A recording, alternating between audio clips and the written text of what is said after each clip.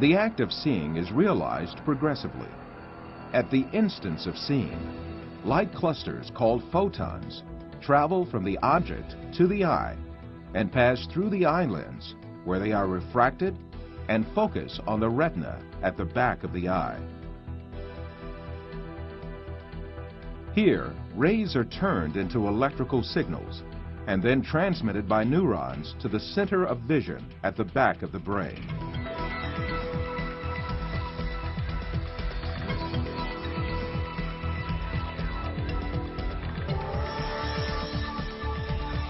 The act of seeing actually takes place in this center in the brain.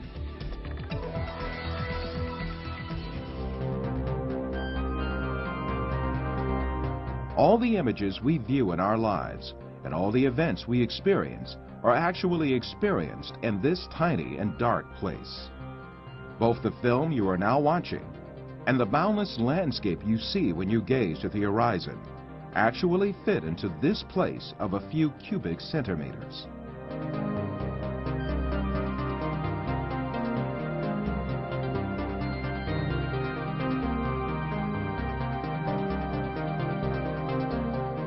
Now, let us reconsider this information more carefully.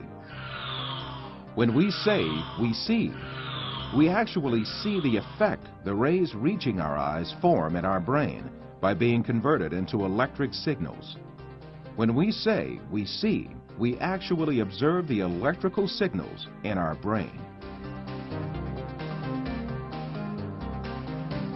By the way, there is another point that has to be kept in mind. The brain is sealed to light, and its interior is absolutely dark. Therefore, it is never possible for the brain to contact with light itself. We can explain this interesting situation with an example. Let us suppose that in front of us there is a burning candle, and we view its light. During this period, when we view the candle's light, the inside of our skull and our brain are in absolute darkness. The light of the candle never illuminates our brain and our center of vision. However, we watch a colorful and bright world inside our dark brain.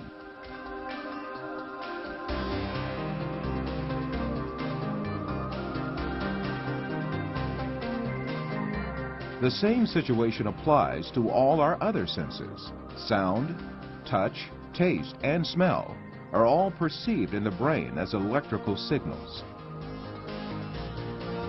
Therefore, our brains throughout our lives do not confront the original of the matter existing outside us, but rather an electrical copy of it formed inside our brain.